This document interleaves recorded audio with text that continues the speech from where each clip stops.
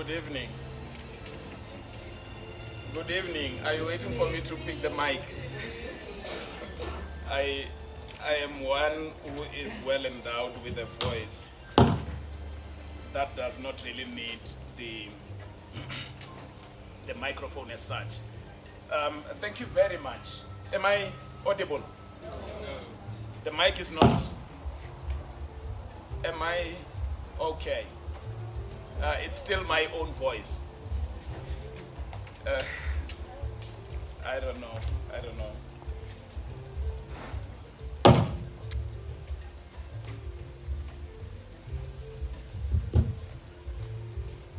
We thank God.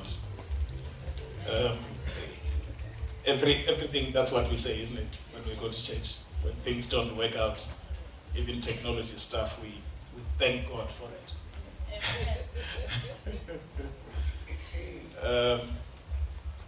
Thank you very much for allowing us to come here. We are grateful. We are grateful to the organizing team who pestered me at some point and made sure that I'm here. And I'm also grateful to the leadership of the hospital in different categories. I understand we've got CEO plus the various boards. And it's a very emotional time because, you know, coming to Sterkfontein Hospital, this is a well-known hospital. Believe you me, when I was still growing up in the rural Limpopo province, at a village called Mutuluni, I knew about Sterkfontein because Sterkfontein also had one famous patient called Demetrius Zafendas. And we spoke about it when we were still growing up that, you know, you don't want to be in Sterkfontein. And at some point I found myself there and I was worried. But today that phobia is gone because I had my first-hand experience in the hospital. I have been taught well that when you go to places like this, what you do is you need to honor the people who are older than you, not even by years, but also by the levels of responsibility. That I'm not bribing you, you will declare this book. Because I know public service is a...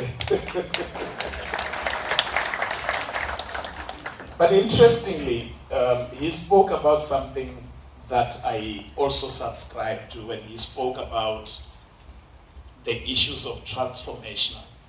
And that is why I had to write that book, because I'm one who believes in creating new narratives. But today it's a very special day because there are people who are here who are going to be honored for their excellence. And I'm one who believes in excellence. And the problem with me is that when people are receiving awards, I always feel like I deserve an award. I don't know why. So you will bear with me when I try to gate crash into when the history of where I come from has been mentioned a little bit here, although it's flattering sometimes when you're sitting and you're hearing people talk about you as if you know, that part of life you normally don't recall as much. But I am here to say that I wrote books because I believe that when I have to share my thoughts, I must pen them down because I need somebody else at some point will be able to pick them up and read and empower themselves. And it is something that I encourage every single human being to do the same. But today it's a different day because we are talking about excellence. And excellence to me equals the state of mind. Excellence equals the state of mind.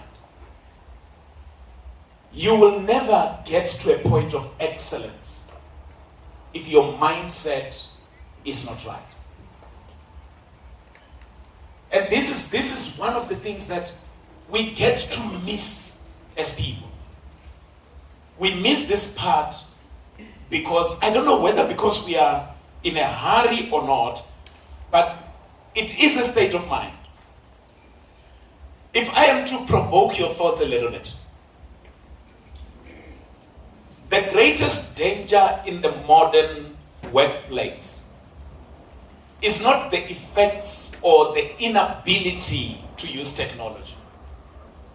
It is not the effects of global warming or any other 4IR that is coming through. It is also one thing that you need to understand.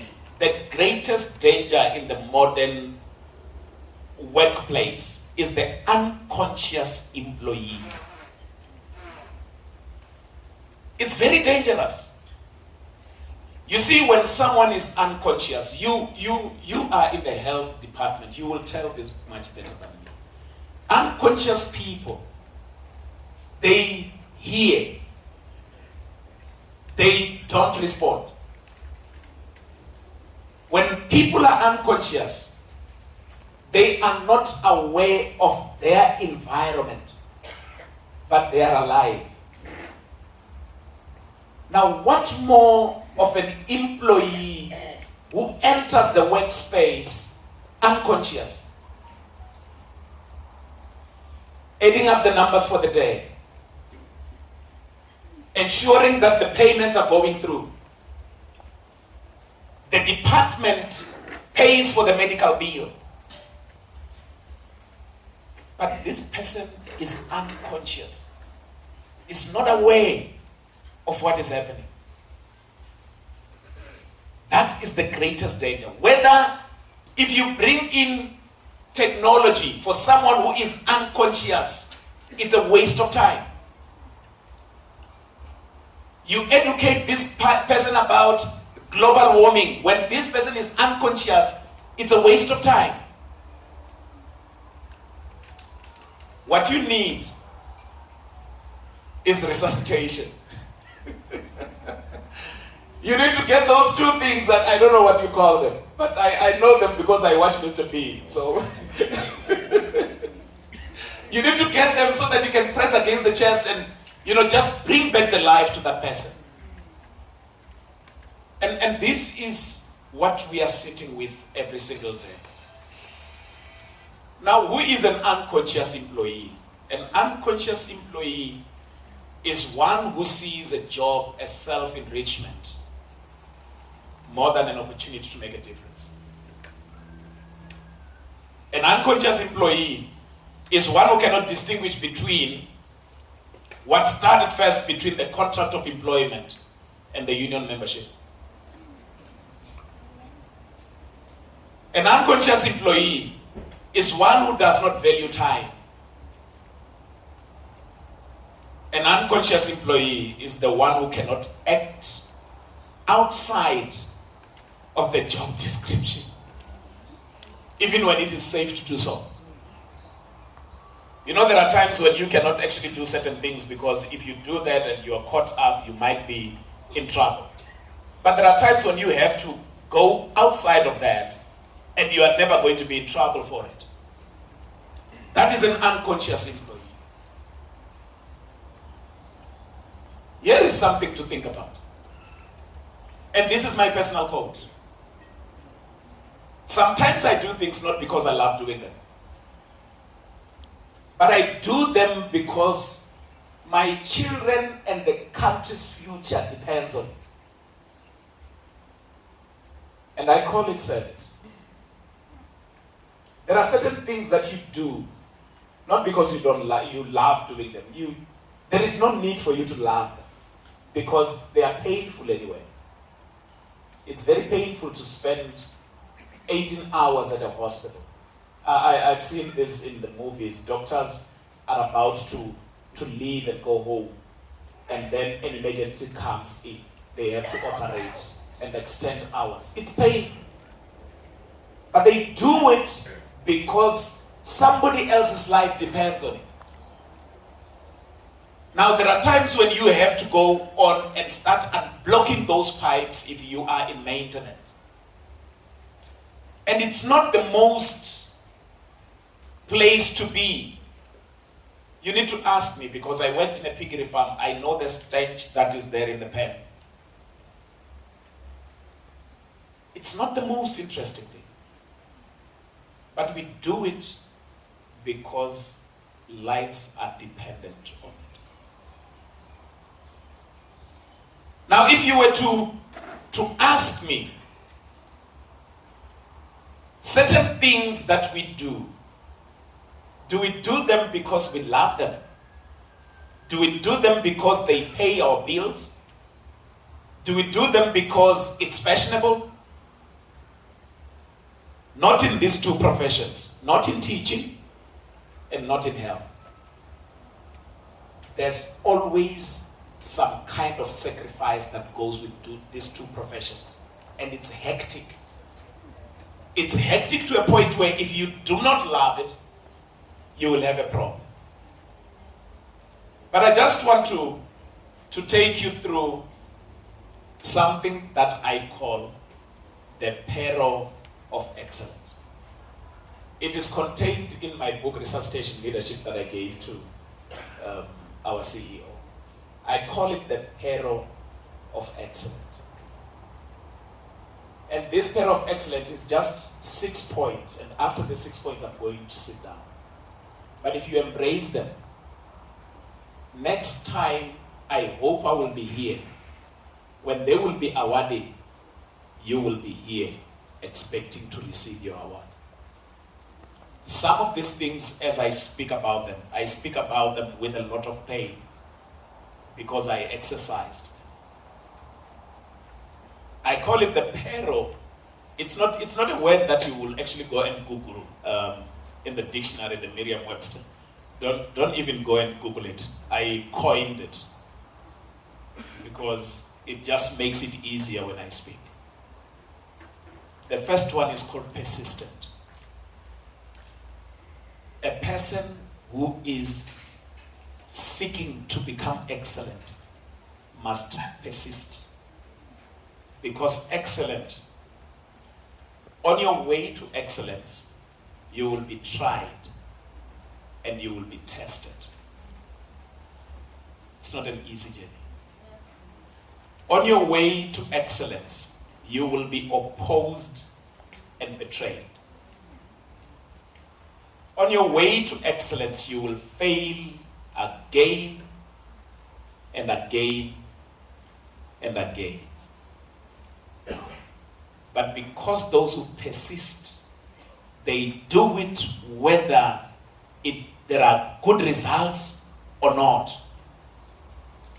They continue to walk towards excellence regardless of whether they see an inch of light. Now, if you think about this, if everybody else was to behave like a mosquito, if you live in the or if you have lived or visited the Kruger National Park, or you live in the Limpopo province like where I come from, you know that when it is summer, you always have this visitor who is so persistent. He comes to this ear, and then you start showing that you are alive. He comes to the other one. But who gets tired? It's you. You fall asleep. He will have his dose of your blood. The mosquito is persistent, regardless. And that is exactly what excellence should be all about. We need to be like mosquitoes and go all the way for this little dose. And because when you have done it, you feel it. People who are excellent, they don't need anybody else to tell them, you have done very well. They already know. They already know. When you tell them, you're just confirming what they know. The second one is that you need to appreciate. Now you see, I know what I'm talking about. There are some people who do not appreciate what others are doing. You know, organizing this thing, this event on its own, there are people who have been gossiped about. And many others were mentioned in the corridors. And those who mentioned these people are not excellent. Because at 4 o'clock, when others were now thinking it's time to go and buy this and that, they were getting into their cars and go. You see, when I was still a school principal, and when I was still a teacher, in fact, that was when I was an HOD, my principal said to me, Mano, when you are in leadership and the school dismisses, you are not going to fight for the gate with the learners. Let the learners leave. And you as a manager, you leave late. And this is one thing that we need to realize. Some people are not going to make you feel good. And there are those who are also thriving a lot when they are told lies. Now you see, there are hospital managers, right? Or unit managers in hospitals. And you will hear others say, no, hey, Ole, wait at this, wait at that. Right? And when they do things like that, what they don't realize is that they are only sabotaging themselves. Now, let me release some people here. You know, if you gossip about your manager, take it from me. If you gossip about your manager, one thing that you don't know is that your manager sits in meetings that you don't sit. And great managers brag about their people. When I go to meetings and my teams are performing well, when people speak about my teams, I simply say, you just don't know Mr. So-and-so. What am I doing in the process? I'm advertising you. But if you're not doing what is right, I won't be able to advertise you because there is nothing to talk about. Your problem is you will apply and it goes there, they sift. They only see those that we have bragged about. And when none, with your potential and qualification, you remain right there. Now, when you appreciate what other people do, you open up your heart for lessons coming from such people. You need to understand that when you appreciate, or rather when you are appreciated, you're being given feedback. And when they talk to you about, or rather when they give you this feedback, what does it do? It builds on what you already have. So appreciation, or appreciating others' strengths and successes, makes you want to be excellent like them. And this is something good. Here is something that I wrote here. Excellence is not like food. You know, when we eat food, we eat because we are hungry. Excellence has nothing to do with it. If you are seeking to be excellent, excellence is like breathing. You don't breathe, you die. So if you want to become excellent, it must become an automatic thing, like when you breathe. So every day must be a day of excellence, or every day must be a day of moving towards something. The third one, you need to be receptive. You need to be able to receive when people speak to you. Now, I know of a substance that is so good at being receptive. Take water, for example. You put granules of coffee inside, the water will absorb it. And then you decide to put green tea inside, it will still absorb it. You put, what do we call it? You put sugar, it will still absorb it. Even if you put salt on top of the sugar, it will still absorb it. And that's what water is like. Because water, the minute it takes everything else, it has no problem. Each and every one does not really influence it in a way. It influences the way and the direction. But imagine if you are water and you are absorbing from people who are excellent. So you will have so and so skills, and so and so skills, and so and so skills. By the way, in the end, you will be much richer than those individuals because you have tapped into all of them. Now you need to be a receptive person, because if you are receptive, you allow yourself to be positively influenced. And you're not just only being influenced, but you are influenced by those that are around you and who are also doing great things. The next one is that you need to be obedient. You know, the Bible says something very interesting about obedience. It says, if you're willing and obedient, you will... it does not say you enjoy. It says, you will eat...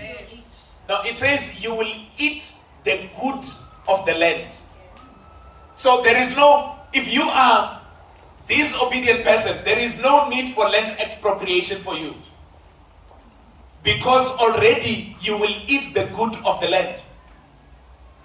You don't need to be fighting with people about, let's get this land expropriation. No. But you see, a lot of people who are obedient, remember, the workplace is governed. It's governed by rules and regulations.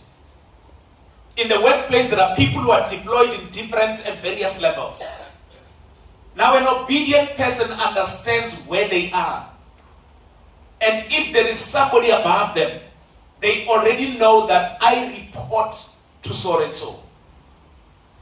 There is no strife between the different levels, especially for someone who is obedient.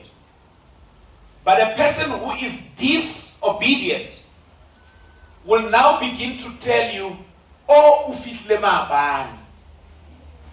I have been here for 17 years. And you just came in now, and I respect you because you're my manager. But to be honest with you, Okasim next Sterkfontein. It has nothing to do with that. It's governed. Be obedient. Because when you're obedient, we will see it here. That is the most important thing. Now, excellence is not intelligence. And it is not the number of years that you have served. It is neither a qualification.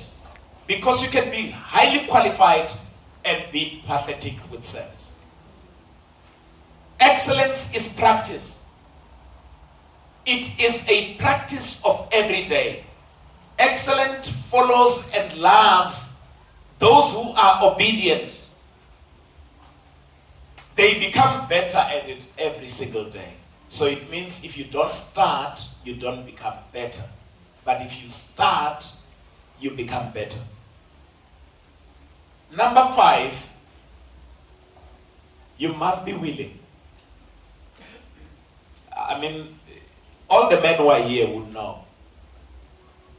Because there is nothing that excites a man than when you are talking to your wife or girlfriend for the first time and you're trying to present your case.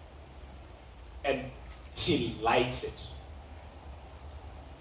Because she is willing to enter into this agreement with you.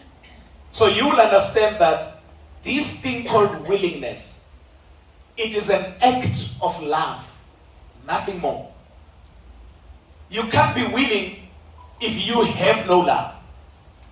When you love your work, you will be willing to do whatever it requires. Did you hear me? Not what your manager requires. Your job requires. You become willing. And when you're willing, I have written it here. Willingness is an art. art of giving your time and all to your time and your all today for the mere promise of tomorrow. That is willingness. It is an art of sacrificing today for the luxury of tomorrow. For your tomorrow's becoming, let me say. Willingness is an art of collecting your tomorrow's excellence today. If you're willing today, tomorrow you're guaranteed to be excellent. So we must be people who move with willingness, because if we are willing, there is absolutely no way we cannot become people of excellence. Here is the last thing out of the PAROWS of Excellence that I want you to take. It's called self-control. A couple of years ago, I went to a school called the School of Excellence. I'm sure you know it. It's a Transnet project of soccer. I entered that school and there was an old man who had been working there for 20 years. That old man, one day, there was a bit of commotion, structurally, and he had the key of the storeroom for the overalls. Now, every single day, he was living with a pair of overalls, every day. Because he was the only one, he would take one set and he leaves. Tomorrow, he does the same. Now, the security was outsourced. They asked the first question the other day. They asked the second question the other day. The stories that have been given. But when they counted up to 8, they said, no ways. If this person was to give you these overalls, why didn't he give you all 8 on one day? 20 years went down the drain because of an overall that cost 130 rand. Be a person of self-control. There are times when, especially in January, our children are going back to school and we see stationery that has been bought for real purposes. And then we just take one and go with it. Excellence is self-control. Just restrain yourself. Just restrain yourself. You lose absolutely nothing. You might be broke. Fine. But you'll pick up on the 15th. It's not a big deal. But there are also times when people speak and they speak about things that are so painful to others. Agree, we know each other. And all of a sudden now, because I'm very depressed and I come and share with you. Excellence teaches you to keep quiet, even on the day when we have fought. Because when I want to be like diabetic. Self-control. If you want to become a person of excellence, have some time where you will stop. Where even when people are irritating you, you're a manager, they are irritating you, they are saying things, just put the brakes. Do you know how good it feels when people are accusing you and you go? When you come back, they are still accusing you, but now they have an answer. God has a way of dealing with these things. He has a way of dealing with these things. In fact, that is why he says, when they accuse you, don't say anything. The Holy Spirit will speak for you. Will put words in your mouth and you will speak. So, control yourself. And just become an excellent human being. But here is the thing. Self-control is the brake that saves relationships, right? People in the workplace are bound to prickle one another. I always give an example of porcupines. You know, a porcupine is not a friendly animal to the other. When they get closer to each other, they prickle each other so much. But that is what the workplace is all about. We are put together as 50 people of 50 different minds, coming from 50 different backgrounds, raised by 50 different families. We can't actually see things the same way.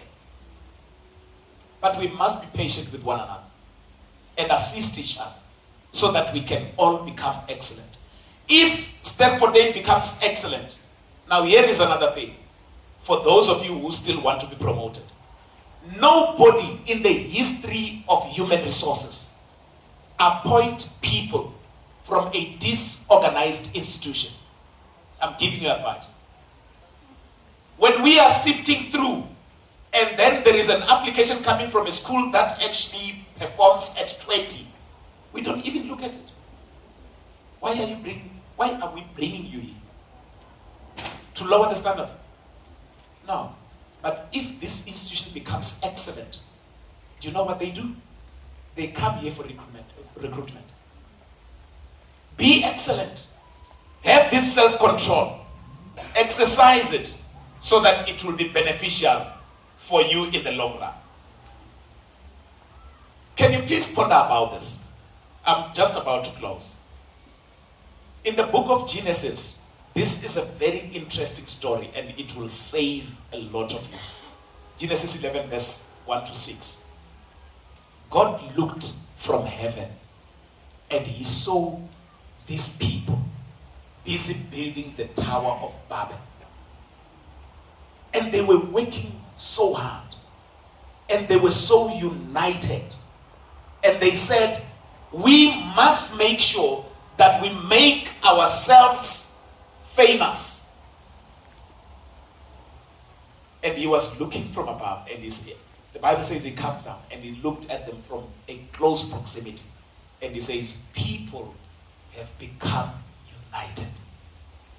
And in this mindset, nothing will stop them from achieving what they set their minds to. Now you see, out of all those people, the Bible says they were speaking different language. In fact, they were still having one language, right? But out of those people, there were people of different skills coming together for one purpose. And God simply said, let's confuse them a little bit. But when he was doing that, take this thing. He found that they were so united that he became concerned about their unity. Now imagine if the cleaners of this institution are so united with management that whenever there is something wrong, management does not have to go and find it themselves, but the cleaners come and say, hey, there's a problem at the gate. We have this problem and we need the grass cutters today. And someone right there at procurement will be saying, no man, I've seen what is happening there. And all of them come together united and say, for Sterkfontein, I was Sterk. Is Fontaine a fountain? Those who know English and Afrikaans, is Fontaine a fountain? Oh, it looks like, okay, we've got English speakers who don't know Afrikaans. Or we have African speakers who also don't know English. Is Fontaine a fountain? But it's a fountain of power. Is this what it is all about? But if you don't embrace this, if you don't understand exactly what Sterkfontein is, how do you become part of this big unit? Because you need to get to that point. And excellence is a result of understanding where you are. If you don't pick this one up, I'm telling you the train will move. And you will remain alone in the station. And you'll keep on telling people, I went to Sterkfontein, and they will ask you, were you with so and so? Yes. Where were you when so and so climbed up the ladder? Sterkfontein. Contribute your section of Sterkfontein. Excellence is a state of mind. When your mind is in the right frame, nothing can be impossible for you. If your mind is in the right frame, you will be awarded. If I am to share a little bit of my little story. A couple of years ago, when I was a level 1 teacher, I was a unionist of note. management heard from me. Whenever there was a problem, but you see, I was a unionist who was clear. When management had problems, I would go straight to management's office and say, we have a problem. This is the problem. See how you can help us. I never influenced the staff against management or the management against the staff. Now here is the thing. What I did was very simple. I would go and talk to them and place the issues on the table. And we discuss the issues. When we reached an agreement, I would take it back to those that I represented. And then a post came out. Two of us, one was radical and me, who was reasonable. And when we got interviewed, I got the position. But here is the thing. Don't say because I was an MPP, I wasn't. If I were to take management to task, I would do that. But the most important thing was, I knew what came first. The job description, or the contract of employment, or the union membership. I knew what came first. What comes first is the contract of employment. I've never seen any union that recruits from the street. They recruit from the employment. And I'm saying to you, if you want to be successful in life, take a simple advice. When you deal with people, know that you're dealing with people who sign off your everything. Your PMDS is signed by the same managers. Don't go there and argue unnecessarily. You're an excellent person. Let your job do the talking. Because if it does, this is what we are going to see. I'm just giving you this advice because I know, I do this with teachers as well. Because to be honest with you, public sector has been infiltrated by people who have no interest, but who only want to make sure that whatever comes to them, but they give less. And we can't have excellence when we are giving less. We have excellence when we give more. When I was an SGB chairman, when I was working with the SGB at the time, we had meetings at 9 o'clock in the evening. I was driving from Kagiso to Bosman. I'm not amazed why I became a principal about 7-8 years later. Because I gave away. It's the biblical principle. Give, and it shall be given unto you. Thank you very much. I'm sorry about your time.